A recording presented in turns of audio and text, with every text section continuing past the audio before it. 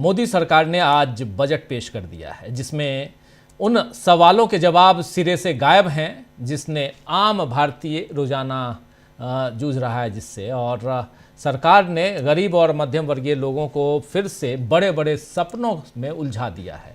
2014 से नरेंद्र मोदी यही तो कर रहे हैं। अच्छे दिन 12 सालों में तो नहीं आए, बल्कि बेतहाशा बेरोजगारी और महंगाई ने लोगों को परेशान कर दिया। इसके अलावा पिछले कुछ महीनों में अमेरिकी टैरिफ और वैश्विक तनावों के बढ़ने के कारण उद्योग व्यापार में जो नुकसान हुआ उसका भी सीधा असर आम आदमी पर ही पड़ा है।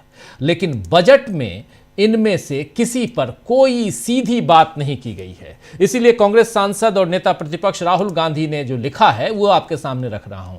राहुल गांधी यहां लिख रहे हैं, देश में युवा बेरोजगार हैं, मैन्युफैक्चरिंग गिर रही है, निवेशक पूंजी बाहर निकाल रहे हैं और खासकर बाहर के जो निवेशक हैं, विदेशी निवेशक, फॉरेन इन्वेस्टर्स, घरेलू बचत तेजी से घट रही है और किसान संकट में है। वैश्विक स्तर पर आने वाले झटकों का खतरा मंडरा रहा है, लेकिन बजट इन सभी मुद्दों को नजरअंदाज करता है और आंखें मूंदने वाला है। उन्होंने ये भी कहा है कि ये ऐसा बजट है जो कोर्स करेक्शन से इनकार करता है और भारत के असली संकटों के प्रति अंधा बना हुआ है। ये बात यहां राहुल गांधी कह रहे हैं। वहीं कांग्रेस के सांसद और नेता प्रतिपक्ष राहुल गांधी के बाद अखिलेश यादव ने जो कुछ कहा है आपके सामने वो भी रखता हूं। अखिलेश यादव यहां क्या कह रहे हैं, जरा सुन लीजिए। लोगों के लिए बजट बना है, 1/20 लोगों के लिए बजट बना है, किसान, गरीब और गांव में रहने वाले लोगों की समझ से बाहर का बजट है सर। लेकिन जब तक बजट का ये भाषण निर्मला सीतारमण संसद में पेश कर रही थी, लगातार मेज थपथपाते हुए प्रधानमंत्री दिख रहे थे। अच्छा, अपनी पीठ कौन नहीं चाहता है? अरे भाई, सरकार के लोग थपथपा रहे थे, उन्हें ये नहीं पता कि आज सोना चांदी कितना महंगा हो गया, सेंसेक्स बता रहे हैं क्रैश हो गया। आप सोचिए क्या हालात है। आज बीमारी की दवाइयों का इलाज नहीं आप करा पा रहे हो, आप गरीब को कोई सुविधा नहीं दे पा रहे हो, इंफ्रास्ट्रक्चर की बड़ी बड़ी बातें कर रहे हो। आप 1 लाख करोड़ की जो बननी थी बुलेट ट्रेन, आज 2 लाख करोड़ की बुलेट ट्रेन बन रही है। आपने यूपी को कोई भी एक्सप्रेस वे नहीं दिया।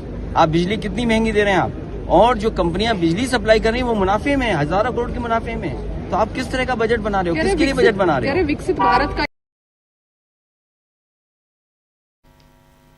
तो सुन रहे थे आप, यहाँ 1 करोड़ की जगह 1 लाख करोड़ की बात 2 लाख करोड़, और मतलब साफ सीधा यहाँ पर कहना है अखिलेश यादव का कि पहले और आज में कितना अंतर आ गया है और इस पर क्यों नहीं ध्यान दे रहे हैं नरेंद्र मोदी। बजट की जहां तक बात है तो बजट में क्या कुछ है उसकी झांकी यहां तमाम नेता अपने अपने ढंग से रख रहे हैं। और कांग्रेस अध्यक्ष मल्लिकार्जुन खड़गे ने भी इस पर कहा है कि नरेंद्र मोदी कहते थे कि हर साल 2 करोड़ नौकरियां दूंगा, लेकिन असलियत ये है कि बड़ी बड़ी इंडस्ट्री बेच रहे हैं और ऐसे में रोजगार कैसे आएगा। पब्लिक सेक्टर में जाने वाले गरीब तबके की नौकरी को खत्म करना ही इनकी असली मंशा है। नरेंद्र मोदी सब कुछ अपने चहेतों को सौंपना चाहते हैं। आइए जरा सुन लेते हैं यहां मल्लिकार्जुन खड़गे ने कहा क्या है।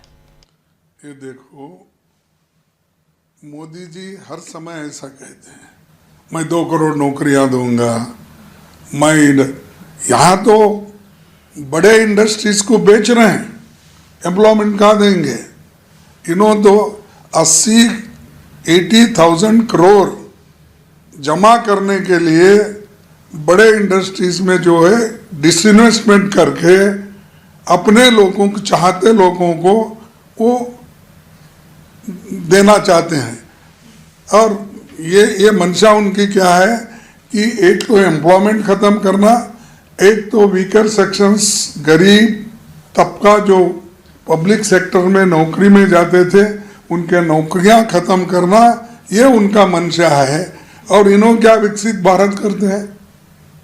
विकसित भारत के लिए आपके पास पैसा भी होना, और एम्प्लॉयमेंट के लिए इन्फ्लेशन तो बढ़ रहा है, घट रहा है कहाँ। तो इसीलिए सब झूठे वायदे हमेशा करने का मोदी साहब की आदत है। आप 2 करोड़ एम्प्लॉयमेंट से ले, उनका डिमोनेटाइजेशन प्रोग्राम लो, सभी चीज़ों में वो विफल हो गए। और ये जो वायदे आप किया है, आप मुझे जो बता रहे हैं, ये तो वो कभी करेंगे नहीं, वो होगा नहीं। तो सुन रहे थे आप यहाँ साफ साफ मल्लिकार्जुन खड़गे अपनी बात रखते हुए। आपको बता दूं कि आज के बजट में 10,000 करोड़ रुपए के बायोफार्मा शक्ति प्रोग्राम से लेकर इंडिया सेमीकंडक्टर मिशन 2 के तहत सेमीकंडक्टर की महत्वाकांक्षाओं का विस्तार, 40,000 करोड़ रुपए की इलेक्ट्रॉनिक्स कंपोनेंट्स स्कीम और कई सेक्टरों में मैन्युफैक्चरिंग इंसेंटिव जैसी बातें छाई रहीं। ऐसे भारी भरकम शब्दों के साथ और इन शब्दों के साथ जो ये बजट का भाषण था उसको सुनकर साधारण इंसान पहले ही सहम जाता है और मान लेता है कि सरकार इसमें कुछ अच्छा ही कर रही होगी। और ऐसे भी बजट शब्द जहां आप सुनते हैं तो ऐसे भी लगने लगता है कि कुछ भारी भरकम चीज़ें यहाँ रखी जा रही हैं। लेकिन असल बात यही है कि आम आदमी को जिन चीज़ों से सीधा लाभ पहुँचे, सीधा फायदा हो, वो बातें बजट में आज कहीं नहीं कही गई हैं। ग्रामीण रोजगार के लिए फंड में कटौती इसका सबसे बड़ा एग्जाम्पल है। सरकार मनरेगा की जगह आप जानते हैं विकसित भारत जी राम जी कानून तो लेके आ गई है, जिसमें केंद्र सरकार ज़्यादातर राज्यों में इस योजना का लगभग 60% खर्च उठाएगी और बाकी खर्च राज्य सरकारें देंगी। 60% केंद्र सरकार और 40% राज्य सरकार, ये इसमें कहा गया है। लेकिन बजट में ये जो आज बजट पेश किया गया, इस बजट में इस मद में 65.9% लगभग 66% की कटौती की गई है, जो इस खर्च बंटवारे से कहीं ज़्यादा है। आपको ये बता दूं, कहीं ज़्यादा है। मनरेगा के लिए 2025 और 26 के लिए संशोधित अनुमान 88,000 करोड़ रुपए का था। 25-26 जो बजट का खत्म हो गया वो, और इसके उलट 26-27 के बजट में अनुमान में ये आंकड़ा घटकर 30,000 करोड़ रुपए कर दिया गया है, जो 58,000 करोड़ या लगभग 66% की कटौती है। इसमें गंभीर सवाल उठता है कि क्या विकसित भारत जी राम जी कानून के बताए गए लक्ष्यों को पूरा करने के लिए मोदी सरकार ने पर्याप्त संसाधन रखे हैं, या फिर कांग्रेस की चिंताएं वास्तविक हैं कि यहाँ पर गांव के लिए क्या होगा, गरीबों के लिए क्या होगा। ये जो वास्तविक चिंताएं हैं, गांव के गरीबों को मिलने वाली मामूली मजदूरी पर भी उद्योगपतियों का डाका पड़ चुका है, ये कांग्रेस लगातार कह रही है। गरीब गरीब की माला जपते हुए नरेंद्र मोदी हर बार उद्योगपतियों का ही हित साधते हैं, तभी 5 किलो मुफ्त अनाज लेने की नौबत देश में बनी हुई है। 80 करोड़, आप देख लीजिए, 80 करोड़ लोगों को, 82 करोड़ लोगों को 5 किलो मुफ्त अनाज की बात करते हैं, उसी में अपनी पीठ थपथपाते हैं नरेंद्र मोदी। बजट से साबित हो रहा है कि आम आदमी के सपनों को छीना जा चुका है, वैसे ही जैसे वोट का अधिकार छीनने के लिए SIR करवाया गया है। और इस मामले में बिहार चुनाव में तो नरेंद्र मोदी की सरकार बच गई, लेकिन क्या पश्चिम बंगाल में वो बच पाएगी? यह सवाल इसलिए क्योंकि ममता बनर्जी ने मुख्य चुनाव आयुक्त ज्ञानेश कुमार के खिलाफ सुप्रीम कोर्ट का रुख किया है।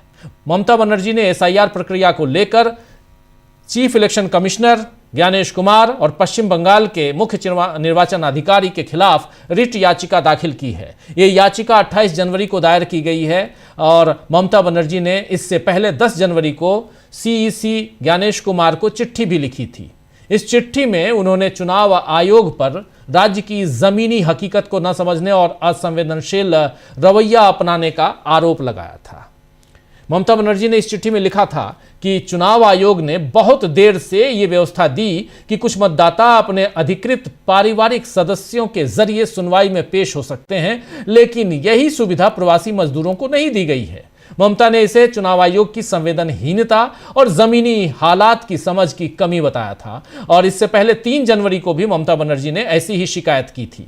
तो ममता बनर्जी लगातार SIR पर सवाल उठा रही हैं, लेकिन ज्ञानेश कुमार का नाम लेकर सीधे सीधे रिट याचिका दाखिल करना एक बड़ा कदम है। यानी ये केस ममता बनर्जी ने जो किया है, उसके अभी उस केस की तारीख लगना बाकी है। तारीख लगने के बाद ये चुनाव आयोग के ऊपर केस नहीं है, ये ज्ञानेश कुमार के ऊपर केस है।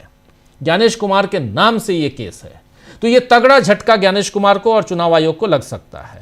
अब सुप्रीम कोर्ट कब सुनवाई करता है ये तो आने वाले दिनों में पता चल ही जाएगा, लेकिन अगर फैसला ममता बनर्जी के हक में आया तो न केवल ज्ञानेश कुमार बल्कि नरेंद्र मोदी को भी बड़ा झटका लगेगा। मोदी वैसे ही अभी एप्स्टीन फाइल्स से लेकर तेल खरीद में ट्रंप की मर्जी सामने आने पर फंसे हुए हैं। ट्रंप ने कह दिया है कि भारत अब ईरान से नहीं बल्कि वेनेजुएला से तेल खरीदेगा। ऐसी अपमानजनक स्थिति अब तक किसी प्रधानमंत्री की नहीं हुई है, लेकिन मोदी सारी फजीहत होने के बावजूद चुप हैं। अभी वो पंजाब में दलितों को साधने के लिए पहुंच गए हैं। और इधर 5 राज्यों में जो चुनाव है वहां तो बराबर लगातार जा ही रहे हैं। और इन सब के बीच ये तमाम, चाहे वो बजट का मामला हो, चाहे एप्स्टीन का मामला हो, चाहे SIR का मामला हो, इन सब मसलों पे, इन सब मामलों पर नरेंद्र मोदी चुप्पी क्यों साधे हुए हैं, ये एक बड़ा सवाल है। इसलिए दोस्तों यहां आज समझना जरूरी है कि आखिर जो चर्चा करेंगे कि क्या चारों तरफ से फंसे नरेंद्र मोदी को आज का बजट बचा पाएगा या उनकी मुसीबत और बढ़ेगी। चलिए चर्चा की शुरुआत करते हैं, यही समझने की कोशिश करते हैं कि बजट ने मोदी की कैसे बढ़ा दी है मुसीबत, और उसके अलावा मुसीबतों का पहाड़ तो सामने है ही, जिस पर हम चर्चा थोड़ी सी आगे बढ़ाते हैं। हमारे साथ कुछ वरिष्ठ साथी जुड़े हुए हैं, उनसे आपका पहले परिचय करवाता हूं। देखिए 6 वरिष्ठ साथी हमारे साथ जुड़े हुए हैं। अमलेंदु उपाध्याय जी हैं, प्रशांत टंडन जी हैं, जयशंकर गुप्त जी हैं हमारे साथ, शकील अख्तर जी हैं, प्रफुल्ल कोलखियान जी हैं और प्रेम कुमार जी हैं। आप सबका स्वागत है, इस्तकबाल है, स्वागत इस्तकबाल। अब तमाम दोस्त साथी शुभचिंतक आप सबका जो अब तक जुड़ चुके हैं उनका भी, जो जुड़ने वाले हैं उनका भी स्वागत करता हूं। प्रेम कुमार जी आपके पास आना चाहता हूं। बजट से शुरुआत करते हैं, क्या लगा, कैसा बजट? जूता खरीद के ले आए आप? सस्ता हो गया? उसकी उपयोगिता आजकल बहुत है, सड़कों पे उसकी उपयोगिता बहुत है। हाँ, जूते की उपयोगिता बहुत है। जूता दिखाया भी जाता है, जूता सुंघाया भी जाता है। तो जूता खास लोगों को सुंघाया जाता है। हम ये कह रहे हैं कि जो बातें कही जाती हैं कि चीजें सस्ती हो गई, उदाहरण के लिए जैसे दवाएं सस्ती हो गई, लेकिन क्या वास्तव में मरीज को सस्ती होने के बावजूद, सस्ती होने की घोषणा के बावजूद दवाएं सस्ती मिलती हैं? ये नहीं मिलती हैं, इसलिए कि उसका MRP बदलता नहीं है। जब MRP नहीं बदलता है तो जो भी कटौती या घोषणा होती है आयात निर्यात पॉलिसी से, उसका फायदा जो है, जो उत्पादक है या बड़े थोक व्यापारी है उनको मिल जाता है, आम मरीज को नहीं मिलता। तो इसलिए ये देखना अभी या कहना मुश्किल है कि जो घोषणा की गई है कि ये चीजें सस्ती होंगी, वास्तव में सस्ती होंगी कि नहीं होंगी और असर पड़ेगा कि नहीं पड़ेगा। लेकिन पूरी जो बजट है, ये पहली बार हमने देखा है। अब तक जितना भी बजट हमने देखा उसमें कॉमन फैक्टर जो नया है वो है कि एक ही दिन सोना चांदी भी गिर रहा है और शेयर बाजार भी गिर रहा है। ये ऐसा पहले कभी नहीं हुआ। एक गिरता है तो दूसरा उठता है। इसका मतलब क्या है? इसका मतलब है कि पैसा निकाल रहे हैं लोग, न सोना में लगा रहे हैं और न शेयर बाजार में लगा रहे हैं। तो पैसा निकाल क्यों रहे हैं? क्योंकि उनका सेंटिमेंट गड़बड़ा गया है, भरोसा गड़बड़ा गया है। और मैंने एक और चीज मार्क किया कि जो बहुत ज्यादा शेयर जिसका गिरा है वो कौन सा है? तो वो अडानी से जुड़ा हुआ है, या फिर SBI है, या फिर सरकार की जैसे BEL है, इस तरह से। यानी मोदी सरकार, अर्ध सरकारी संस्था या फिर अडानी, इन तीनों से जुड़े हुए शेयर्स भारी नीचे गिरे हैं, बड़ी मात्रा में नीचे गिरे हैं। तो इसका मतलब क्या है कि अडानी प्लस मोदी प्लस सरकार, इनके प्रति कुछ भरोसा घटा है, और कुछ नहीं, भरोसा घटा है, ये साफ दिखता है, सेंटिमेंट दिखता है। ये हो सकता है बाजार है तो कल सुधरेगा भी, लेकिन इनिशियल रिएक्शन ये बताता है। दूसरी बात है कि जैसे टेक्सटाइल को पकड़ लीजिए, टेक्सटाइल पार्क बनाने की बात हुई, मगर एक्सपेक्टेशन क्या थी? एक्सपेक्टेशन थी कि एक ऐसे दौर में जब रेसिप्रोकल टैरिफ चल रहा है तो हमारी टेक्सटाइल इंडस्ट्री जो बांग्लादेश से compete नहीं कर पा रही है, क्योंकि बांग्लादेश का जो टेक्सटाइल है वो सस्ता है वहां, तो हमारा निर्यात जो है एकदम से खत्म हो गया है। तो ऐसे में हमें निर्यात शुल्क घटाना चाहिए, ये डिमांड भी है कॉटन से जुड़े हुए इंडस्ट्रीज का, कारोबारियों का। तो वो भी फुलफिल नहीं हुआ। तो इससे आप समझ रहे, कारोबारी भी निराश हुए। कारोबारी, जितने भी देश के छोटे बड़े कारोबारी हैं, उनके लिए कुछ भी नहीं है इस बजट में। तो कारोबारी का सेंटिमेंट भी बाजार में दिखता है। इसके बाद हम बात करें कि भाई आम आदमी को क्या मिल गया, क्या हेल्थ में कुछ मिला, स्वास्थ्य को लेकर के कुछ हुआ। सबसे बड़ी बात यह है जो उल्लेखनीय है कि दुनिया क्या सोच रही होगी कि जिस दिल्ली में सांस लेना मुश्किल है, हवा इतनी जहरीली है, उसके लिए बजट में 1 रुपया नहीं है। बजट में उसके लिए 1 रुपया नहीं है कि दिल्ली में सांस लेना कैसे सही किया जाए। दुनिया हमारे लिए क्या सोच रही होगी, कल्पना करिए। ऐसे बजट को क्या कहेंगे जो जिंदगी की ही फिक्र नहीं कर रही है। ये एक केवल दिल्ली की बात नहीं, दिल्ली तो उदाहरण है, पूरे देश की हवा खराब है। सोचना तो देश के बारे में है, दिल्ली उदाहरण है। मैं बात कर रहा हूं जैसे यहां आयुष्मान योजना है। आयुष्मान योजना के बारे में हम भ्रष्टाचार की भी बात नहीं कर रहे, हम कह रहे हैं कि आयुष्मान योजना में क्या एक्सपेक्टेशन था लोगों का। भाई आज आयुष्मान योजना लेके जाइए इलाज कराने, तो इस अस्पताल में हो सकता है, उस अस्पताल में नहीं हो सकता है, इस बीमारी में हो सकता है, उस बीमारी में नहीं हो सकता है। अरे आपका तो 60 से 70 साल वाला है आपका उम्र, आपका नहीं होगा इलाज, 70 से ज्यादा वाले का होगा। इस तरह की जो विसंगतियों के बाद जो आयुष्मान है प्लस भ्रष्टाचार जोड़ लीजिए तो वो बिल्कुल निष्प्रभावी हो गया।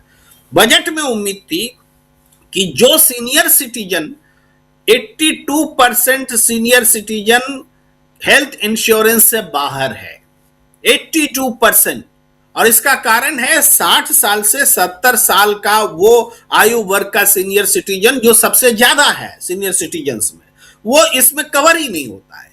तो उम्मीद की जा रही थी कि इस बार 60-70 साल के लोगों को उसमें लाया जाएगा तो कुछ राहत मिलेगी, जितने भी सीनियर सिटीजन होंगे उनको भी कुछ नहीं मिला। तो किसानों के लिए बहुत हल्ला मचा था, भाई 6,000 रुपया है प्रधानमंत्री सम्मान, वो 9,000 हो जाएगा। कोई बोले ना 12 भी हो सकता है, लेकिन वो भी कुछ नहीं हुआ। मनरेगा आपने बताया, मनरेगा का अभी कार्यकाल कम से कम 6 महीना चलना है जब तक कि जी राम जी ना आ जाए।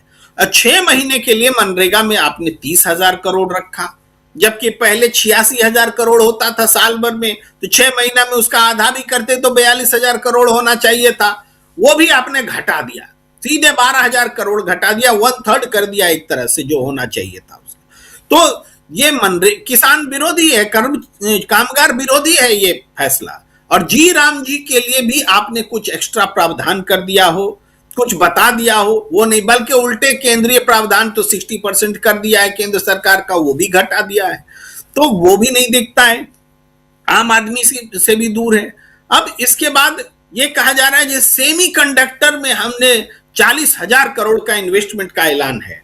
तो पहले 20,000 करोड़ था, अब 40,000 हो गया, डबल हो गया।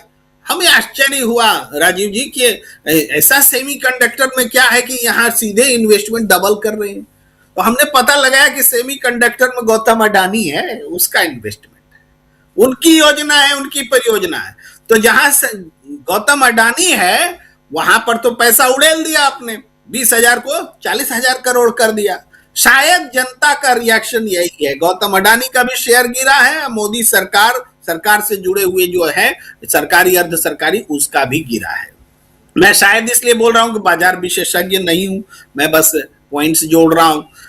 अब उसके बाद आप देखिए बाकी क्षेत्र में कि बजट को अगर हम देखें तो मजदूरों के लिए तो कोई घोषणा ही नहीं है, रोजगार की बात तो की ही नहीं जा रही है। आप इमेजिन कर लीजिए कि 1 लाख करोड़ हमने इंफ्रास्ट्रक्चर में ज्यादा रख दिया है। पहले 12 कुछ लाख करोड़ था, अब 13 करीबन 1 लाख करोड़ ज्यादा कर दिया है। उसी में आपका रोजगार भी आ जाएगा, सब कुछ उसी में हो जाएगा। कैसे हो जाएगा नहीं पता। रोजगार की जो स्थिति है, ये कहते हैं आंकड़ों में कि रोजगार हमारे समय में बेरोजगारी दर बहुत कम है, लेकिन एक्चुअल फैक्ट ये है कि युवाओं में बेरोजगारी 17% के करीब है, शिक्षित लोगों में बेरोजगारी वो 13% से ज्यादा है। तो ये हालात है बेरोजगारी की, जब पढ़े लिखे लोग को रोजगार ही नहीं है, युवाओं को रोजगार ही नहीं है, तो फिर आप बेरोजगारी कैसे कंट्रोल में है। फिर आप कहते हैं कि जो रोजगार है, एक आंकड़ा है कि ग्रामीण रोजगार बीते 10 साल में ग्रामीण वेज जो रूरल वेजेज पिछले 10 साल में बढ़ा ही नहीं है, स्टैग्नेंट है, जीरो है। अब बताइए, जिस देश में रूरल वेजेज जीरो रहे 10 साल में, उसके ग्रोथ की आप कैसे कल्पना कर सकते हैं? आपको आश्चर्य होगा, जो ओवरऑल जो वेजेज है वो सिर्फ 1.7% बढ़ा है बीते 10 साल में। इसका मतलब क्या है? ये सिर्फ हम आंकड़ा नहीं बता रहे, इसका मतलब हम बताने का प्रयास कर रहे हैं। इसका मतलब है कि वेजेज स्थिर हैं और आप कह रहे हैं कि बेरोजगारी कंट्रोल में, यानी रोजगार दे रहे हैं।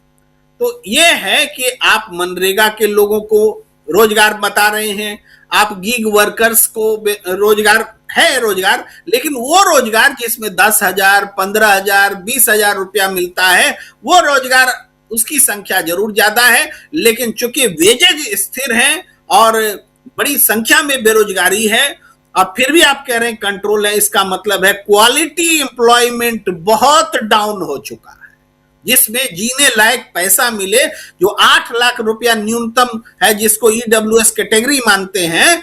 8 लाख रुपया सालाना का मतलब है 12 सत्ते 84, मतलब 65-70 हजार के बीच मंथली। ऐसा रोजगार तो आप गिनने से नहीं मिलेगा, इसका तो परसेंटेज निकालना पड़ेगा, ऐसे रोजगार की क्या संख्या है। ये हालात है रोजगार और बेरोजगारी का। जब हम बात करते हैं, इसको अगर हम विश्लेषण करें तो हम उस जगह पर हैं। इसको सुधारने के लिए कोई कार्यक्रम ही नहीं है। आप इंडस्ट्री कैसे सुधारेंगे, इंडस्ट्रियल ग्रोथ कैसे लाएंगे? भाई, फॉरेन इन्वेस्टमेंट भाग रहा है, राहुल गांधी ने जिक्र किया है, फॉरेन इन्वेस्टमेंट भाग रहा है, और अपने देश में शेयर बाजार पर विश्वास नहीं है। लोग सोना, पहले नरेंद्र मोदी की सरकार आई थी, शुरुआती दौर में याद होगा, आम जनता के लिए कहा गया था कि आप घर में सोना मत रखिए, देश के विकास में सोना लगाइए, बैंक में जमा कीजिए, पैसा लीजिए। देश में काम आना चाहिए सोना, आइडल नहीं रहना चाहिए। और आज देखिए वो पॉलिसी ऐसी कोलैप्स हुई है कि बड़े बड़े पैसे वाले लोग उस पैसा को देश के विकास में न लगा करके सोना के विकास में लगा रहे हैं। मोदी की पॉलिसी को ही पलट दिया पैसे वालों ने, इसीलिए सोना चमक रहा है और देश उस फीका पड़ रहा है। जी राजीव जी जी बिल्कुल बिल्कुल। चुनाव से पहले 5 राज्यों में चुनाव, उससे पहले यहाँ आज बजट, और उस बजट में चुनावी राज्यों पर कितना फोकस रहा ये हम समझेंगे। लेकिन उन्हीं चुनावी राज्यों में से एक, इधर पश्चिम बंगाल की मुखिया यानी ममता बनर्जी ने कैसे सीधे सीधे नाम के साथ नामजद याचिका दायर कर दी है सुप्रीम कोर्ट में 28 तारीख को। इस पर भी बात करेंगे, एप्स्टीन फाइल्स पे भी बात करेंगे थोड़ी बहुत। लेकिन उन सब के बीच इधर सबसे पहले बजट पे बात कर रहे हैं हमारे साथी, यहाँ तमाम साथी मौजूद हैं। जरा प्रशांत जी आपके पास आना चाहता हूँ, बजट को कैसे आप देखते हैं प्रशांत जी, सीधे शब्दों में अगर पूछा जाए तो? देखिए, प्रेम कुमार जी ने मोटा मोटा एक रूपरेखा रख दी है जी। मैं इसमें 2-3 बातें जोड़ता हूँ केवल प्रेम कुमार जी ने जो कहा है। 2 बातें हैं राजीव जी। एक, मौजूदा जो संकट है, वो चाहे बेरोजगारी का हो, चाहे वो अमेरिका के टैरिफ का हो, चाहे वो एनर्जी सिक्योरिटी का हो, जो बात वेनेजुएला की आ रही है, उन सब चीजों को वो एड्रेस नहीं कर रहा है। जैसे ट्रंप के टैरिफ से, 50% टैरिफ से जो लेबर इंटेंसिव, जो रोजगार देने वाले जो हमारे जो उद्यम हैं, वो प्रभावित हुए सीधे। केवल एक्सपोर्टर प्रभावित नहीं हुआ है। एक्सपोर्टर तो देखिए वो ट्रेडर होता है, वो एक कमोडिटी को ट्रेड करता है, दूसरी को कर लेगा। लेकिन जो कारीगर है, जो लकड़ी का सामान बनाता है, जो जूते बनाता है, जो रेडीमेड गारमेंट्स की फैक्ट्री में लगा हुआ है, मजदूर है, उसके पास कोई दूसरा विकल्प नहीं है, उसको कुछ और काम आता भी नहीं है। तो जो लेबर इंटेंसिव हमारा जो पूरा उद्यम है, वो बुरी तरह प्रभावित हुआ है। उसको एड्रेस करने के लिए बजट में कुछ भी नहीं है। कोई दूरगामी वो भी नहीं है कि कोई रोड मैप दिखाई दे रहा हो कि जो ग्लोबल एक आर्थिक मंदी है, मंदी क्या एक आर्थिक विषमता है टैरिफ की वजह से, उस टैरिफ की वजह से, तो उसमें अब देखिए पाकिस्तान, बांग्लादेश जैसे 50 देश हमसे कम टैरिफ में है। जाहिर सी बात है कि वहाँ पे उनके उद्योग धंधे बढ़ेंगे। चाइना से हमारा ट्रेड जो बैलेंस है वो बढ़ गया है, इम्बैलेंस 1 बिलियन की जगह 116 बिलियन हो गया, 100 बिलियन की जगह। तो बड़े सारे जो गैप्स हैं उसको भरा नहीं गया है। दूसरी बात, अभी दवाई की बात प्रेम कुमार जी कर रहे थे, स्वास्थ्य सेवाओं में राजीव जी 6,000 करोड़ रुपए की कटौती, 3,686 करोड़ की कटौती हुई है। स्वास्थ्य सेवा में आपने कटौती की तो अस्पताल प्रभावित होंगे।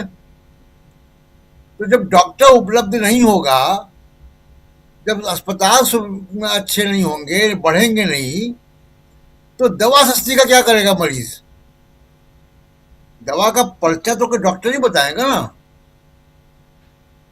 तो सस्ती दवा क्या करेगा जब उसके पास अस्पताल नहीं होगी, उसका प्राथमिक चिकित्सा केंद्र अच्छा नहीं होगा, तो सस्ती दवा का क्या करेगा वो? तमाम योजनाओं की घोषणा हो जाती है। मैं एक एग्जांपल देता हूँ योजना को। तमाम योजनाएं हम लोग देखते हैं, मेक इन इंडिया योजना आई, कई बुलेट ट्रेन आई, कई तमाम योजनाएं आई, 100 स्मार्ट सिटीज आए, पता नहीं कितने बने, उनकी गिनती भी व्यक्ति भूल चुका है। लेकिन पिछले साल की योजना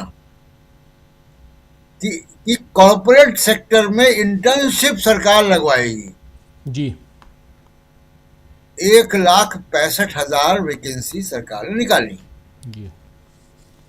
1,65,000 युवाओं को, जिनके पास ITI या किसी भी प्रकार का जो प्रशिक्षण है, उनको हम इंटर्नशिप कॉर्पोरेट प्राइवेट सेक्टर में लगवाएंगे। कितने लोगों ने अप्लाई किया? 1,65,000 में कुल 33,000 लोगों ने अप्लाई किया। क्यों 33,000 लोगों ने अप्लाई किया? इसलिए 33,000 लोगों ने अप्लाई किया क्योंकि जो तनख्वाह वहां मिल रही थी, स्टाइपेंड मिल रहा था, वो इतना कम था, और तो इसलिए वो उन्होंने जाना मुनासिब नहीं समझा। तो 1,65,000 आपने निकाला, उसमें 33,000 लोगों ने उस विकल्प को चुना, उसमें भी 6,000 लोग निकल गए, ड्रॉप हो गए। अब इस साल उस योजना कोई चर्चा नहीं। सरकारी क्षेत्र में इन्वेस्टमेंट कम हो रहा है, प्राइवेट इन्वेस्टमेंट हो नहीं रहा है। प्राइवेट इन्वेस्टमेंट 12% GDP का रहा है, वही बढ़ रहा, वही है जी। तो प्राइवेट सेक्टर यहाँ पे इन्वेस्ट भी नहीं कर रहा। डावोस में जाके आप अपने ही मंत्री से MOU साइन कर लेते हैं देवेंद्र फडणवीस इन्वेस्टमेंट के लिए, लेकिन वो इन्वेस्टमेंट कर कहाँ रहा है प्राइवेट सेक्टर? तो तमाम सारी जो बातें हैं उनमें आप देखिए कि कितना कहाँ शहरी विकास में 39,000 करोड़ रुपए घट गया। प्रधानमंत्री आवास योजना में 3,32,100 करोड़ रुपए कट गया। जी। कट गया। जो इन्फ्लेशन से बढ़ा हो तो उसको भी जोड़िएगा तो और ज्यादा कटा है। जल जीवन मिशन 50,000 करोड़ की कटौती हो गई फंड में। अभी इंदौर में हमने देखा कि जल जीवन मिशन का क्या हासिल हुआ कि सीवेज का पानी पी के लोग मर गए। तो किसी भी समस्या को एड्रेस नहीं किया गया है। अब जो जी राम जी की योजना है वही वैसी होगी जैसी ये कॉर्पोरेट इंटर्नशिप हुई। जी। अब ये ट्रांजिशन का फेज है कि मनरेगा का आपने बंद कर दिया, जी राम जी अभी आपने इम्प्लीमेंट नहीं किया, रूल्स नहीं बने, लोग जो रूरल डिमांड है वो बढ़ेगी नहीं। डिमांड नहीं बढ़ेगी तो इंडस्ट्री कहाँ से चलेगी? जी। आज भी है वो FMCG की बात करते हैं हम लोग, जो छोटे छोटे प्रोडक्ट होते हैं, साबुन तेल इत्यादि, बिस्किट, बैटरी, ये सारे प्रोडक्ट गांव में ज्यादा बिकते हैं शहरों के मुताबिक, शहरों के मुकाबले। लेकिन अब गांव में अगर परचेजिंग पावर नहीं रहेगी, उसके पास काम नहीं होगा तो खरीदे कहाँ से वो? तो ये बजट में बहुत सारी ऐसे गैप्स हैं कि जो मौजूदा समस्याओं को न हल कर रहा है और ना वो कोई भविष्य का एक बड़ा रोड मैप, जो ग्लोबल इकोनॉमी की प्रॉब्लम्स हैं और जो भारत को जो बात कही जा रही कि 2047 में हम विकसित भारत बनेंगे, तो शिक्षा में पैसा काट के बनेंगे विकसित भारत, स्वास्थ्य में पैसा काट के बनेंगे विकसित भारत? कैसे? ये क्या बीमार लोगों का और अनपढ़ लोगों का भारत बना के आप विकसित हो जाएंगे? सवाल तो वाजिब है। जी जी, सवाल वाजिब है कि आखिर कैसा भारत बनाना आप चाहते हैं? जी प्रशांत जी। उसी से बजट का डायरेक्शन दिखता है कि किस तरफ आप देश को ले जाना चाहते हैं। तो बिल्कुल। इसलिए बजट में ऐसा कुछ है नहीं, और इस बजट में जो योजनाएं हैं उनका हश्र वही होगा जो इंटर्नशिप का हुआ, जो बुलेट ट्रेन का हुआ, जो जी राम जी का भी वही होगा, जो 100 स्मार्ट सिटी का हुआ। और ये योजनाएं होती रहेंगी। 10-20 हजार करोड़ 50 हजार करोड़ रुपए चुनाव जीतने के लिए रखते हैं अलग से, कि चुनाव करीब आएगा तो महिलाओं के खाते में पैसा डाल देंगे, किसानों के खाते में पैसा डाल देंगे, और पैसा डालकर वोट खरीद लेंगे, लेकिन उसको उसकी गरीबी में मरने देंगे। ये है रोड मैप बजट का। जी राजीव। बिल्कुल सही आप कह रहे हैं। बहुत सारे इस बजट को अगर देखा जाए ऐसे हर साल दर साल, क्योंकि 12 साल से लगातार सत्ता पर काबिज है नरेंद्र मोदी, उन्हीं की पार्टी, उन्हीं की सरकार और उन्हीं का बजट। और इस बजट में अगर आप कंपेयर करने की कोशिश कीजिए कि 2014 में उन्होंने क्या कहा, क्या वादे किए, 2015, 2016 ऐसे करते करते 2026 10 साल बाद अगर आते हैं आप, तो 12 साल बाद तो आपको दिखाई देगा कि कई सारी योजनाएं जिसकी शुरुआत हुई थी वो कहाँ जाके किस बक्से में बंद हो गई पता नहीं चलता आपको। एक वो भी आप लोगों को याद होगा कि एक मशीनों वाला एक शेर दिखाई देता था कई जगह। मैं रायपुर में देखा, वहाँ एक चौराहे पे लगाया हुआ है, और भी कई शहरों में लगाया गया है। वो शेर जो था वो मेक इन इंडिया की बात थी शायद, जहाँ तक मुझे ध्यान है। वो आजकल दिखाई नहीं देता है। शकील जी, कहीं देखे क्या आपको दिखाई दिया? मैं रायपुर जब जाता हूँ एयरपोर्ट से अपने घर की तरफ जब पहुँचने के लिए, तो रास्ते में वो दिखता है तो याद दिलाता है, हॉन्ट करता है कि अरे ये भी है, चलो कुछ कर लेते हैं, पैसे वैसे मिल जाएगा, कुछ तो सरकार देगी, लेकिन कुछ मिलता नहीं है। शकील जी। मेक इन इंडिया के बदले सब मेड इन चाइना हो गया। चाइना से व्यापार घाटा लगातार बढ़ता जा रहा है। खैर, देखिए राजीव जी, आज के इस बजट पे मोदी जी के लिए सबसे तल्ख अगर किसी ने टिप्पणी की है तो राष्ट्रीय स्वयंसेवक संघ के मजदूर संगठन बीएमएस ने, भारतीय मजदूर संघ ने। भारतीय मजदूर संघ ने कहा है कि सबसे निराशाजनक बजट श्रमिकों का वेतन, सामाजिक सुरक्षा के लिए कुछ नहीं, आंगनवाड़ी, आशा और मध्याह्न भोजन कार्यकर्ताओं के मानदेय में कोई वृद्धि नहीं, ग्रामीण क्षेत्र के साथ, ग्राउंड पे काम करने वाली महिलाओं के साथ, गिग वर्कर्स के साथ पूरी असंवेदनशीलता, असंगठित क्षेत्र में 90% तक श्रमिकों के लिए कुछ भी नहीं। यह बीएमएस की टिप्पणी है। भारतीय मजदूर संघ जो हर जगह सरकार का झंडा लिए खड़ी रहती है।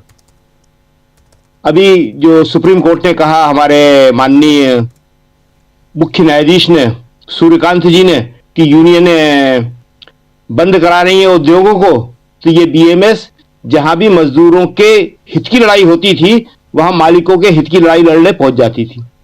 वही आज इतनी निराश हो गई है कि वो ये टिप्पणी कर रही है। दूसरी एक और टिप्पणी हम आपको बताते हैं, बड़ी इंटरेस्टिंग है। बजट को समझने के लिए ये चीजें हम बताने की कोशिश कर रहे हैं। बंगाल के सांसदों ने क्या कहा? बंगाल के सांसदों ने, अभी आप जिक्र कर रहे थे 5 राज्यों के चुनाव का, कि बजट ने बता दिया कि मोदी बंगाल हार गए। यह बजट जो है पूरी तरह जो है निराशाजनक बजट है, और इस बजट ने बता दिया कि मोदी जी के पास अब करने के लिए कुछ नहीं।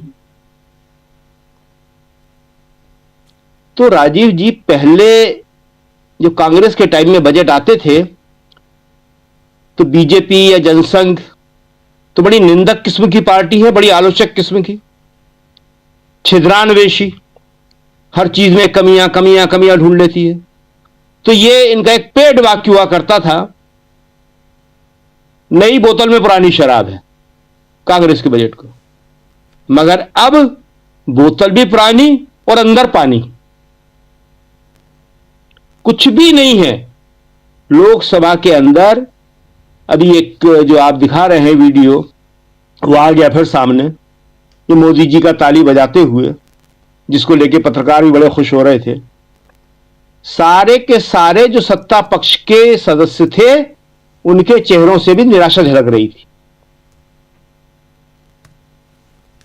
इस बजट में टैरिफ को संबोधित नहीं किया गया, एफडीआई को संबोधित नहीं किया गया।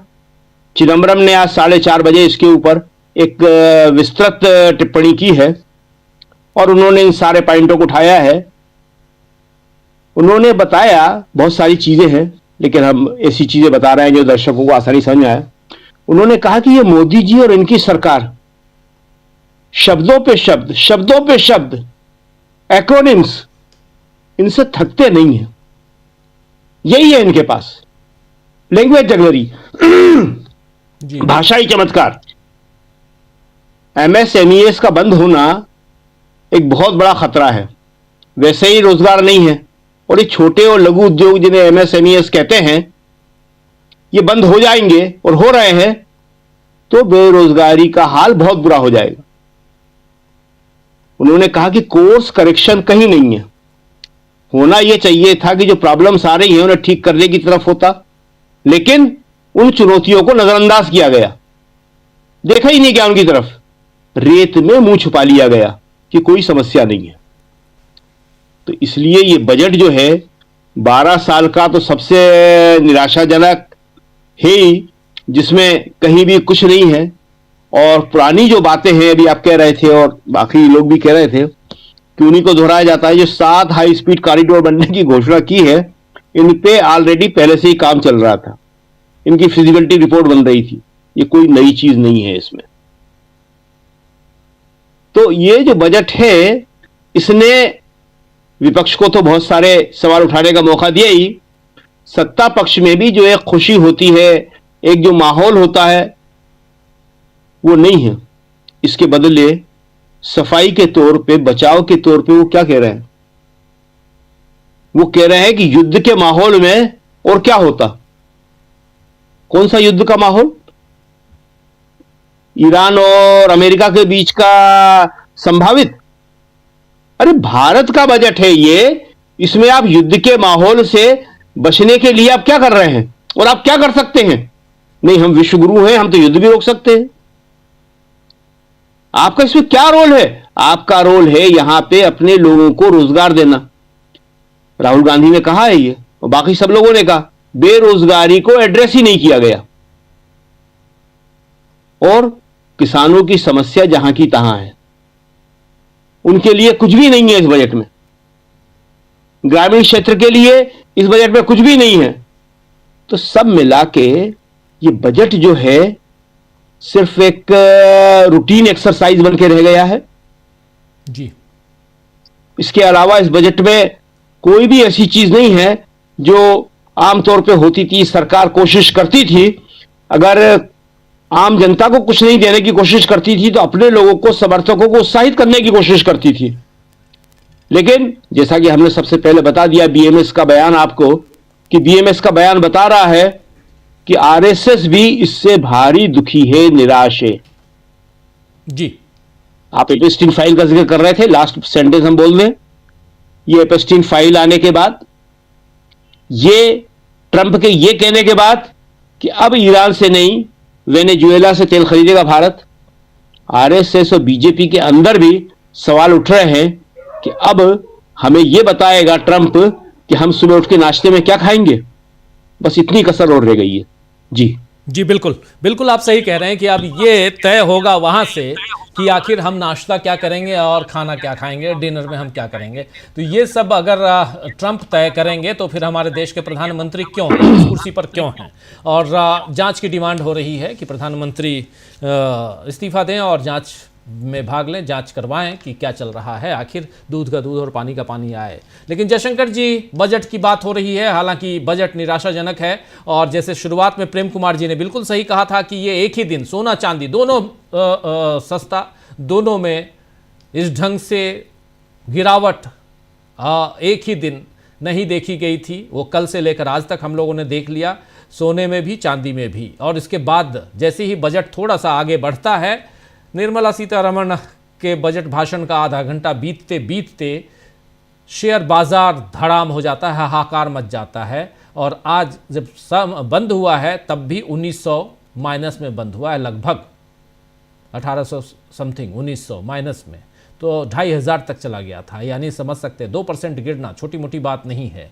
और शेयर बाजार, लेकिन ये जो मिडिल क्लास है और ओवरऑल, क्या यहाँ पर जरा आपसे पॉलिटिकल सवाल पूछना चाहता हूँ। मैं समझ रहा हूँ कि बजट की जब बात होती है तो हमारे तमाम साथी और ऐसे भी हम लोग भी पैसे कौड़ी की बात, जेब में मिल जाए, कोई दे दे, कमा लें हम, तो बढ़िया लगता है, मज़ा आता है।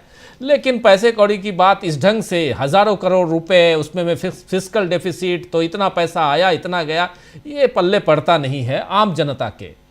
हमारी आपकी मजबूरी है कि हम लोग इसको थोड़ा सा समझने की कोशिश करते हैं, लेकिन मैं अपने तमाम साथियों को उतना गहराई में ले जाने की कोशिश नहीं कर रहा हूँ। एक बात मैं समझना चाहता हूँ आप तमाम महानुभावों से, और जयशंकर जी उसकी शुरुआत आप कीजिए। यहाँ पर शेयर बाजार गिरा, कोई चिंता नहीं। उसके बाद आपने देखा सोने चांदी में गिरावट आई, कोई चिंता नहीं। रुपए में गिरावट है, कोई चिंता नहीं। 5 राज्यों में चुनाव है, साड़ी पहन के आ गई थी, कांजीवरम की साड़ी। यहाँ आज सीतारमण, निर्मला सीतारमण, जो तमिलनाडु में चुनाव है वहीं की साड़ी है, वो पहन के आ गई थी। और दही चीनी खा के आई थी राष्ट्रपति महोदया के हाथ से। वो भी एक नई परंपरा की शुरुआत हो चुकी है, वो हम लोगों ने देखा। शुभ काम में हम लोग भी पहले एग्जाम देने जाते थे तो माँ खिला देती थी कि हाँ लिख के बेटा, अच्छा लिख के आएगा, तो वो करते थे, वो जतरा बनाते थे। प्रफुल्ल जी समझते होंगे, तो ये होता था। लेकिन अब ये जो जतरा बनाने वाली बात है, ये थोड़ा ज़्यादा राष्ट्रपति भवन तक पहुंच चुकी है ये बात।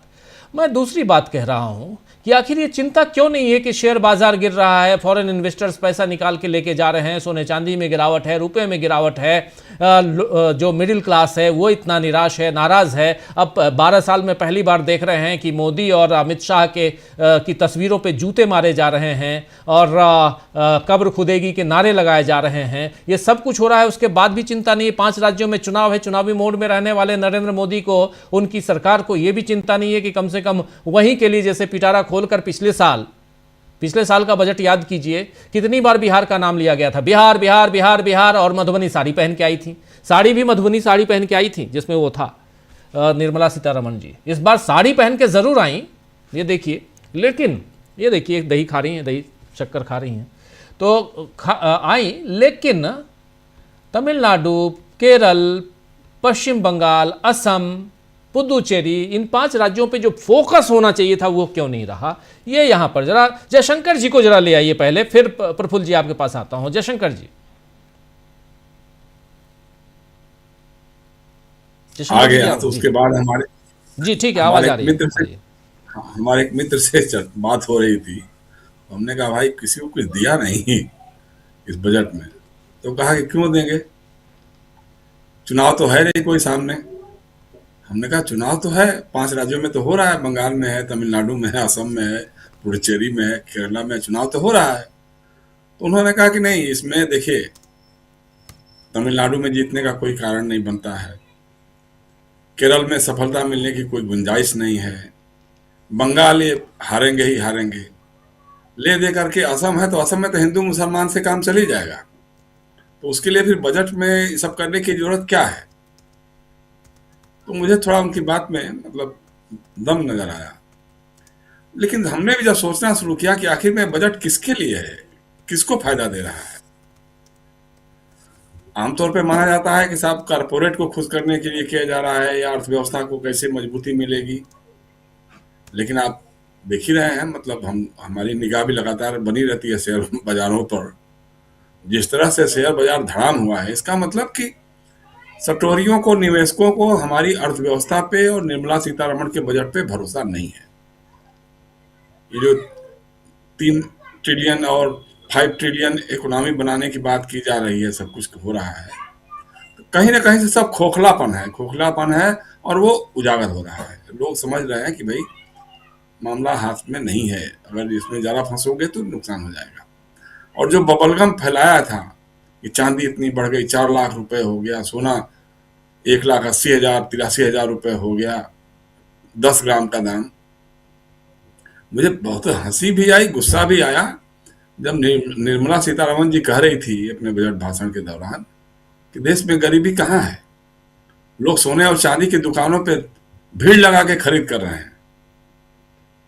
अब उनको कौन समझाए कि जिसके घर में शादी है, बेटे बहू बेटे या बेटी की शादी है, सभी तो अंबानी और अडानी परिवार के लोग नहीं हो सकते हैं, सभी लोग तो करोड़पति परिवारों से नहीं हो सकते हैं। जो मध्यम वर्ग के लोग हैं वो लोग क्या कर रहे होंगे? आप सोने चांदी की दुकानें पे चले जाइए, भीड़ नदारत है, वो खुद भी परेशान है लोग कि कैसे बेचें, कैसे क्या करें। जो सोना 24 कैरेट 22 कैरेट पे 22 कैरेट का जेवरात बनते थे और वो 14 कैरेट 9 कैरेट 12 कैरेट तक पे आ गए हैं लोग बना करके कि भाई ठीक है चलो यही ले लो, कम दाम लगेगा इसका। ये हालत आ गई है। तो न तो कारपोरेट के लिए कुछ किया है, न मध्यम वर्ग के लिए। अब जैसे अब देखिए, मतलब बहुत सभी अखबार वाले लगातार लिख रहे थे या टीवी चैनल वाले भी दिखा रहे थे कि इस बार बजट में 13 लाख रुपए तक टैक्स नहीं लगेगा और ये जो स्टैंडर्ड डिडक्शन है वो बढ़कर के 1 लाख हो जाएगा और क्या हो जाएगा, इस तरह की बातें कर रहे थे। उसके लिए भी नहीं है इस बार, जो है ना, जुमले भी नहीं है। मुश्किल ये है कि हर बार मोदी जी जुमला फेंकते थे तो उनके जुमले जो हैं उनके निर्मला जी के बजट में भी परिलक्षित होते थे, लेकिन इस बार तो जुमले में नहीं दिखाई दिए कि मतलब कोई ऐसा जुमला फेंक दिया हो। बेरोजगारी हल करने का कोई ये नहीं है। शिक्षा के मामले में न तो कहीं आईआईटी बनाने की बात है, न कोई नई यूनिवर्सिटी बनाने की बात है, न कहीं मेडिकल कॉलेज बनाने की बात है। हाँ, बुलेट ट्रेन के लिए जरूर बड़ौदा से बंबई जाने के लिए, जैसा अखिलेश यादव बता रहे थे कि 1 लाख करोड़ की परियोजना अब 2 लाख करोड़ में हो गई साहब। 2 लाख करोड़ रुपए, मतलब अगर 12 लाख करोड़ का आपका बजट है 13 लाख करोड़ का, तो उसमें से 1 लाख करोड़ तो गया खाली बजट बुलेट ट्रेन में चला गया। तो इस तरह की बातें जो इस बजट में दिखाई दे रही हैं, तो ये तो इनको ये बात सही है, हमारे मित्र ने कहा था कि भाई ये इस बात से आश्वस्त है कि बंगाल इनके हाथ में आने वाला नहीं है। लाख कोशिशें कर लिया इन्होंने, हिंदू मुसलमान भारत बांग्लादेश, ये सारे उनके ट्रुप के कितने इक्के कार्ड हो सकते हैं, वो सब फेल कर रहे हैं। उम्मीद थी कि जरूर कुछ न कुछ करेंगे, इसमें बजट में कुछ करेंगे जिससे बंगाली मुशाए थोड़ा बहुत सोचना शुरू कर दे। हालांकि वो बहुत दूसरे ढंग के लोग हैं, इतना आसान नहीं है वहां पे। तो एक तो ये है, और जैसी बातें हो रही हैं, जैसे भाई एक बार भी चर्चा नहीं किया कि भाई टैरिफ लगा रहा है अमेरिका और इस तरह की चीजें जो हो रही हैं, हम किससे क्या करेंगे क्या नहीं करेंगे। कम से कम यही कह देते कि नहीं साहब, कोई तीसरा देश नहीं तय करेगा कि हम किससे खरीदेंगे किससे नहीं खरीदेंगे। इसका मतलब कि जो सही बात है, जो एपस्टीन की फाइल्स में कहीं ना कोई कम आपकी नस जरूर दबी हुई है, जिसके चलते ट्रंप इतनी हिमाकत कर पा रहा है कि अब खुद कह रहा है कि साहब अब भारत जो है वो रूस या ईरान से तेल नहीं खरीदेगा, अब वो वेनेजुएला से खरीदेगा। वेनेजुएला में चूंकि उसकी कठपुतली सरकार बनी हुई है, उसकी कंपनियों से उसका बिजनेस शुरू होगा, तो एक तरह से वेनेजुएला नहीं बल्कि अमेरिका से खरीदेगा। सीधी सीधी बात ये होगी। तो इतनी हिमाकत कैसे हो सकती है? हिमाकत इसीलिए हो सकती है कि कोई ना कोई हमारे विश्वगुरु की कमजोर नस उसके हाथ में है। अब वो कौन सी कमजोर नस है भाई? आप आज तक बार बार जब भी भारत पाकिस्तान ऑपरेशन सिंदूर की बात होती है यही कहता है कि साहब हम ही ने कराया, हम ही ने कराया, और आप खाली कह करके बच जाते हैं नहीं कि तीसरे देश की ये नहीं है, भूमिका नहीं है, लेकिन जो तथ्य है वो तो यही बताते हैं। तो इस तरह से है ये बजट, मतलब बहुत ही निराशाजनक, किसी को भी उम्मीद जगाने वाला नहीं है। और मनरेगा को तो जिस तरह से खत्म किया है राजीव जी, भाई पहले वो एक्ट था, अब ये मिशन बना दिया इसको उन्होंने, और उसके लिए भी पैसे बहुत कम कर दिए। इसका मतलब रोजगार की गारंटी का अधिकार नहीं रहेगा, कानून नहीं रहेगा, उसके हिसाब से आप मांग सकें कि नहीं साहब हम बेरोजगार हैं, हमको आप काम दीजिए, आपको देना पड़ेगा। वो तो नहीं दे रहे हैं। अच्छा, एक तरफ कह रही है निर्मला सीतारमण के साहब कहाँ है गरीबी, लोग सोना चांदी खरीदने के लिए दुकानों पे भीड़ लगाए हुए हैं, दूसरी तरफ 80 करोड़ लोगों को आप 5 किलो अनाज मुफ्त में दे रहे हैं। ये भी एक विडंबना है, ये भी एक विरोधाभास है। खुद भी मान रहे हैं कि गरीब भी हैं, गरीबी रेखा के नीचे हैं, जिनको हम 5 किलो राशन दे रहे हैं, मुफ्त में राशन दे रहे हैं, और दूसरी तरफ कह रहे हैं कि साहब लोग भीड़ लगा करके खरीद रहे हैं। अब निर्मला सीतारमण के घर पता नहीं कोई शादी होती है कि नहीं होती है, वो लहसुन प्याज तो उन्होंने एक बार कह दिया कि हमारे परिवार में कोई लहसुन प्याज नहीं खाता, इसलिए हमको इसका दाम नहीं मालूम है। लेकिन जिसके घर शादी है उससे आप पूछिए सोने चांदी के भाव के बारे में, तो वो आपको बता सकता है। मैं खुद उसका भुक्तभोगी हूँ। तो इसलिए राजीव जी, ये बजट पूरी तरह से दिशाहीन और निराशाजनक है। उन्हें ये भी नहीं कह सकते कि ये अमीरों को बहुत खुश करने वाला है, क्योंकि निवेशकों ने इसको खारिज कर दिया एक तरह से। अब चुनाव राजनीति में क्या इसका असर पड़ेगा, चुनाव की राजनीति में क्या होगा, चूंकि अंधभक्तों की एक जमात ऐसी है, वो जमात तो इनके साथ रहेगी। हालांकि अब वो भी टूट रहे हैं, उनको भी लग रहा है, दिखाई दे रहा है कि नहीं साहब, अब जो जो वायदे थे वो सब तो खत्म ही हो रहे, हमको भी खाली ठगी रहा है, खाली हिंदू मुसलमान करके चढ़ा देता है और बाद में हमारे हिस्से में तो कुछ आता नहीं है। तो इसलिए है, घिरे तो हैं, वो चारों तरफ से घिरे हैं, लेकिन वही है, हम उस दिन का इंतजार कर रहे हैं जिस दिन इस देश के अशिक्षित, बेरोजगार, दलित, पीड़ित, शोषित, ओबीसी के लोग, माइनॉरिटी के लोग एकजुट होकर के सड़कों पे उतरेंगे और कहेंगे मोदी जी अब आपकी जरूरत नहीं है, हमको अमेरिका या रूस या चीन की कठपुतली की जरूरत नहीं है, हमको भारत का प्रधानमंत्री चाहिए, भारत के लिए प्रधानमंत्री चाहिए, जो भारत के हितों में फैसले कर सके और भारत के हितों के लिए अडिग रहे। जी राजीव जी। जी बिल्कुल बिल्कुल, आप सही कह रहे हैं। भारत के हितों की बात जो करे वैसा प्रधानमंत्री चाहिए। और क्या नरेंद्र मोदी से विश्वास उठता जा रहा है, ये भी एक बड़ा सवाल है, इस पर भी चर्चा करेंगे। लेकिन यहाँ बजट के समय या बजट से पहले या बजट के बाद जब भारत की स्थिति, देश की स्थिति कैसी है, इस पर अगर गौर न फरमाया जाए तो फिर इसका मतलब है कि कुछ ना कुछ गड़बड़ है या आपने बिल्कुल छोड़ दिया है। अगर 2500 पॉइंट तक सेंसेक्स गिर जाए, शेयर बाजार में हाहाकार मच जाए और उसके बाद भी उसको रोकने की कोशिश न हो, उधर ध्यान देने की कोशिश न हो, तो इसे क्या माना जाएगा? आप मेज थपथपाते रहिए, पीठ थपथपाते रहिए, लेकिन सच्चाई जो है वो कुछ और है, वो कुछ और दिशा में आपके इस पूरे क्रियाकलापों को देख रही है, ये दिखाई देता है। सोने चांदी की बात या मजदूरों की बात हो, गरीबों की बात हो, वंचितों की बात हो, हर तरफ यही हम देख रहे हैं। और इसीलिए इस बजट पर अगर पैनी निगाह आप लोगों ने रखी होगी तो आपको समझ में आ गया होगा कि इसमें है क्या। क्या झुंझुना सिर्फ बड़ों के लिए है?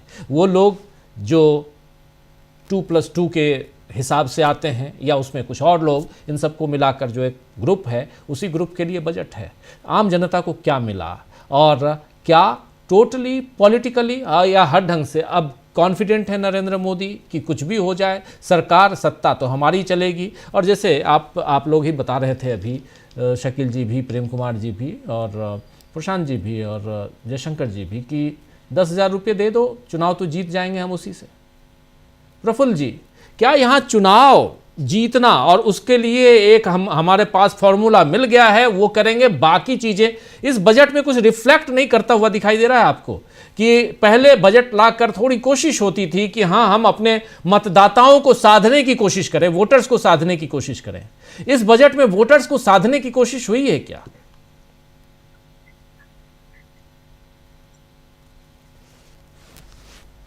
आवाज नहीं आ रही जी? आ रही है। हाँ, मैंने कहा कि नमस्कार सभी को और बजट की बधाई।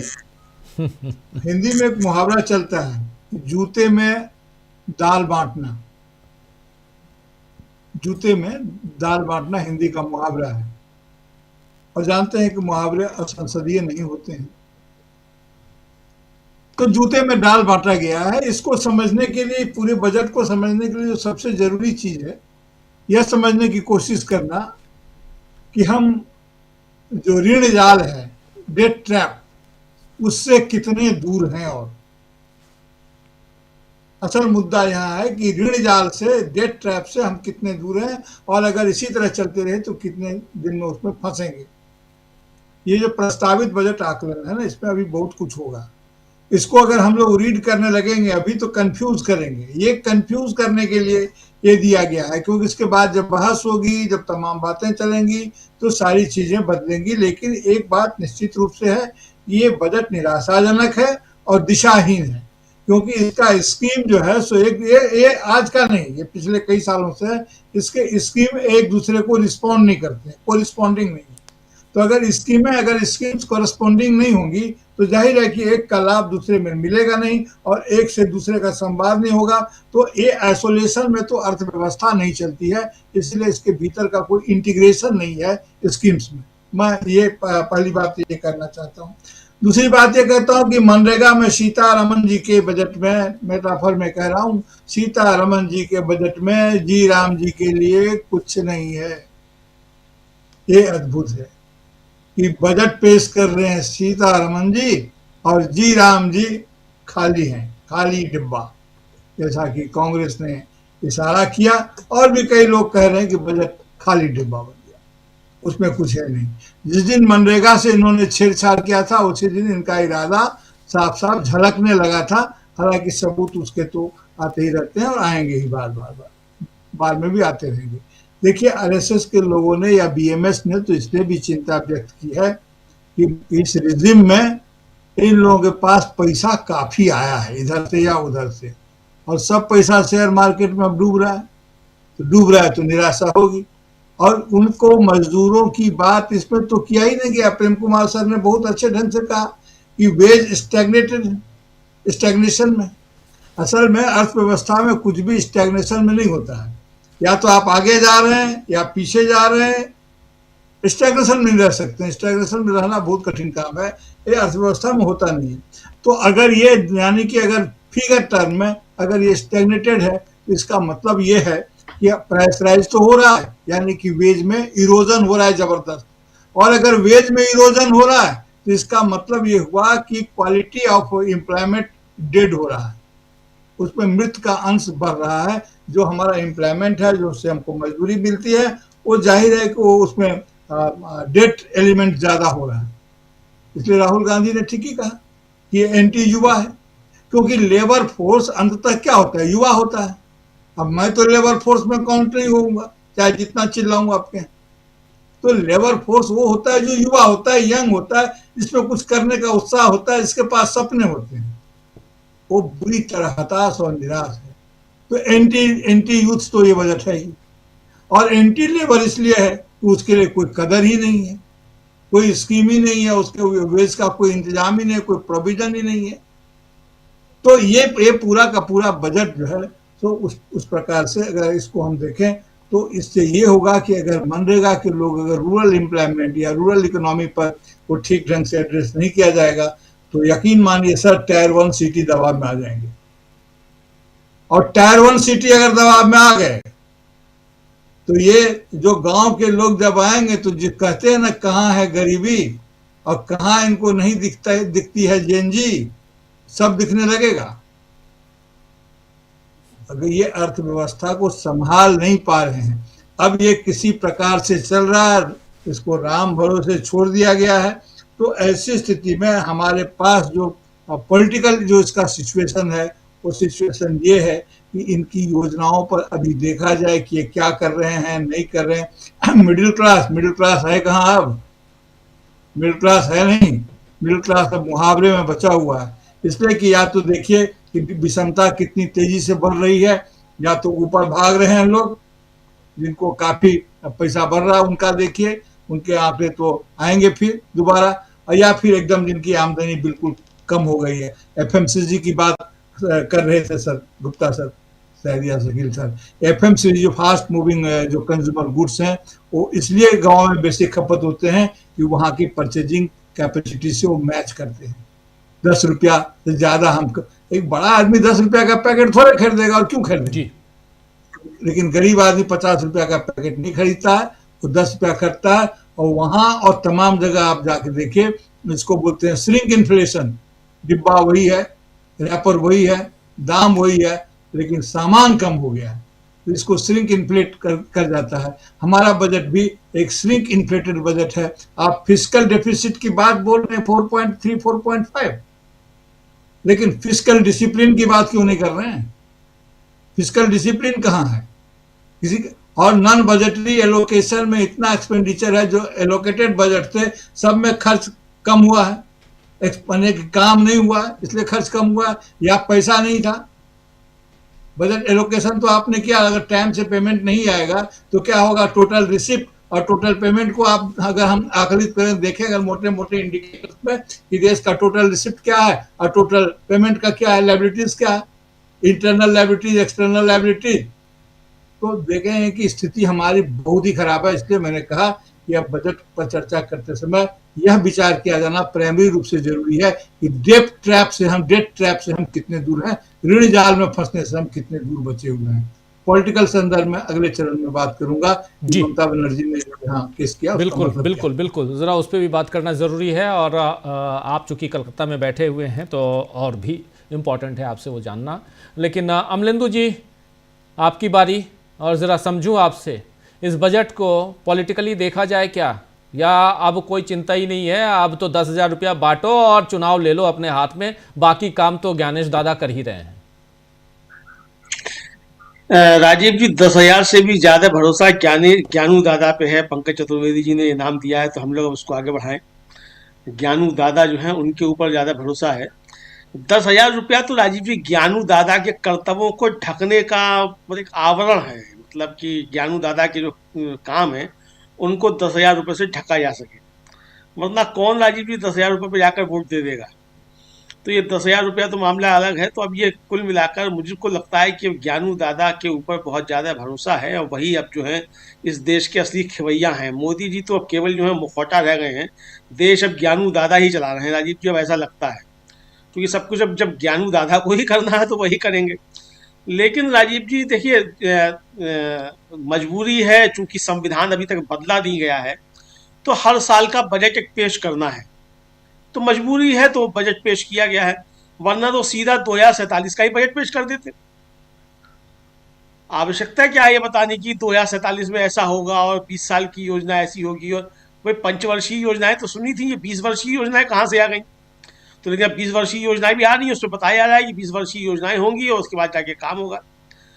तो राजीव जी अब देखिए इस बजट में जितना मेरी समझ है, मुझे तो राजीव जी ना तो ये चुनावी बजट लगा और ना ये कॉर्पोरेट का बजट लगा, ये सिर्फ अडानी जी का बजट लगा, इसके अलावा किसी का बजट लगा ही नहीं जी। तो भाई तो अडानी जी के लिए बजट पेश करने की आवश्यकता क्या थी। संविधान में संशोधन करो कि अब कोई बजट पेश नहीं होगा, अडानी जी के लिए जो काम करने सरकार वैसे ही कर देगी। तो इतना तो कर ही सकते हो, करो, लेकर आओ, करो, इसको क्या दिक्कत है। तो मुझको राजीव जी ये लग रहा है कि ये बजट जो है इसके बाद मोदी जी की दिक्कतें बढ़नी चाहिए और देश की जनता के अंदर एक जो है काफ़ी ज़्यादा निराशा का भाव देखा जा रहा है। अब ये मध्य वर्ग जो कहा जाता है राजीव जी, यही सबसे ज़्यादा था, वो ताली थाली पीटता था मोदी जी के लिए। अब उस मध्य वर्ग के अंदर काफ़ी ज़्यादा निराशा जो है वो दिखाई पड़ रही है। भाई ठीक है, आप अडानी जी के लिए काम करें, आप उनके मित्र हैं, लेकिन जो ताली थाली बजाता है उसके लिए भी ध्यान रखो भाई। अगर मतलब थाली बजाने के लिए थाली ही नहीं बचेगी तो थाली पीटेगा कहाँ से। तो आप तो उसकी थाली भी छीने ले रहे हैं। तो अभी तक तो राजीव जी होता यह था कि वो देखिए बीजेपी के जब आते थे प्रवक्ता आकर बहस करते थे और बताते कि थाली देखिए मोदी जी ने भर दी है, 56 भोग हैं उसमें, थाली में घी भी है और पहली बार ऐसा है कि जो थाली जो है दी जा रही है उसमें घी है। अब तो कोई ये कहता हुआ भी दिखाई नहीं पड़ रहा राजीव जी की थाली मोदी जी ने दे दी 56 भोग की, उसमें घी भी है। घी राजीव जी अगर बाजार में आप जाइए और अगर आप शुद्ध घी लेना चाहें तो 1200 रुपये किलो से कम नहीं है घी जी। तो अब ये स्थितियां हैं, तो आप अपने बच्चों को घी भी नहीं खिला सकते, दूध भी नहीं पिला सकते। दूध तो ऐसा है राजीव जी कि अगर आप पैकेट का लेने जाएंगे तो वो दूध है भी कि नहीं इसका कोई भरोसा ही नहीं है। तो अब ये सारी जो परिस्थितियां हो रही तो आपका ध्यान देश की समस्याओं पे है ही नहीं, आपका ध्यान सिर्फ ये है कि किस तरीके से आपके मित्र का कारोबार जो है वो बने और किस तरीके से आपका मित्र का कारोबार चले। अरे भाई ठीक है, आप देश के प्रधानमंत्री हैं तो राज्य सरकारों का ही ध्यान रख लो, अधिकांश राज्य सरकारें आपकी हैं, उनके लिए बात कर लो। अब अखिलेश यादव पूछ रहे हैं कि भाई आपने उत्तर प्रदेश के लिए क्या दिया। चलो भाई अभी चुनाव नहीं है, अगले साल तो चुनाव है, तो तब तक कुछ तैयारी होती है आपके जरिए, बजट के जरिए, तो आपने कुछ नहीं दिया। उत्तराखंड के लिए आपने कुछ नहीं दिया। अब पंजाब आप चले गए, हम यहाँ के हिसाब से दलितों को आप लुभाएंगे, तो आपके जाने से डुगडुगी बजाने से आप ये सोचते हैं बस आप डुगडुगी बजाएंगे सब कुछ आपकी तरफ खिंचा हुआ चला आएगा। तो ऐसा नहीं है राजीव जी। चूंकि मैं फिर कहूँगा यही बात जो बार बार मैं कहता हूँ कि मोदी जी ये समझते हैं कि देश की जनता मूर्ख है, वो मूर्खों के सरदार है। वो मूर्खों के सरदार हो सकते हैं लेकिन देश की जनता मूर्ख नहीं है। इस बजट में राजीव जी कुछ भी नहीं है, और अगर कुछ है बजट में तो वित्त मंत्री का जो एक घंटे से ज़्यादा लेकर लगभग 85 मिनट का जो इतना उबाऊ और थकाऊ भाषण है कि मोदी जी को भी राजीव जी मेज थपथपाने के लिए अपने हाथ पे ज़्यादा जोर देना पड़ रहा है। मुझे लगता है कि जाकर के उन्होंने हाथ की काफ़ी ज़्यादा सिकाई करवाई होगी कि भाई ये हत्ता मेज इतनी पीटनी पड़ी है जोर देकर, तो इसमें जोर ज़्यादा लगा है। तो राजीव जी, चेहरे का भाव जो है मोदी जी का भी देखा जा सकता है। सिर्फ एक रिकॉर्ड के अलावा और कोई रिकॉर्ड नहीं है कि 70 सालों में पहली बार नवीं बार जो है एक ही वित्त मंत्री, महिला वित्त मंत्री ने जो है वो नवीं बार बजट पेश किया। इसके अलावा इस बजट के अंदर राजीव जी कुछ भी नहीं है, 0 सन्नाटा है। 0 सन्नाटा। लेकिन आज सन्नाटा वाला दिन होता है, रविवार छुट्टी का दिन, और आज बजट पेश हुआ है। और आज़ाद भारत के इतिहास में ये पहली बार है कि रविवार को बजट पेश किया गया है। तो नरेंद्र मोदी, यहाँ आप जान रहे हैं कि रिकॉर्डधारी नरेंद्र मोदी, रिकॉर्ड बनाने में माहिर नरेंद्र मोदी रिकॉर्ड बनाना चाहते थे और रिकॉर्ड उन्होंने आज कायम किया। लेकिन इन सब के बीच जब हम ज्ञानेश कुमार जी की बात कर रहे हैं तो उनके नामजद याचिका दाखिल करने के पीछे की कहानी क्या हो सकती है, प्रफुल्ल जी आपके पास आऊँगा। लेकिन पहले आना चाहता हूँ प्रेम कुमार जी आपके पास। प्रेम कुमार जी, ये चुनाव आयोग, बजट में तो साफ दिख रहा है कि यहाँ पर कोई चिंता नहीं है। आपको लगता है क्या कि सचमुच अब चुनाव जीतने की चिंता भी शायद नरेंद्र मोदी की पार्टी ने छोड़ दी है?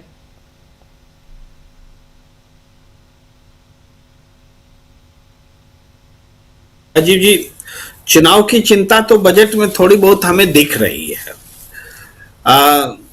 भाई, जब बिहार का चुनाव होता है तो वो मिथिला पेंटिंग की बात होने लगती है, उस तरह का पहनावा पहन करके निर्मला सीतारमन आती हैं। और जब अभी चुनाव होने वाला है 5 राज्यों का, तो दक्षिण में कांजीवरम की साड़ी भी दिख रही है, नारियल पर भी चर्चा हो रही है। और उधर आप ध्यान देंगे तो जो भी कॉरिडोर की बात हुई है वो उसमें साउथ प्रभावी है, बंगाल के लिए भी एक आध घोषणाएं हैं। तो वो चिंता तो है, क्योंकि मोदी सरकार की एक शैली है। ऐसा नहीं सब कुछ ज्ञानू बाबा के भरोसे भी नहीं छोड़ते हैं। ज्ञानू बाबा जो कर रहे हैं उसको जस्टिफाई करने के लिए बहुत सारे काम भी करते हैं, अपोजिशन को लड़ाते हैं, कहीं कुछ जातीय उन्माद, धार्मिक उन्माद बनाते हैं, घुसपैठिए का सवाल उठाते हैं, SIR को घुसपैठिया से जोड़ते हैं।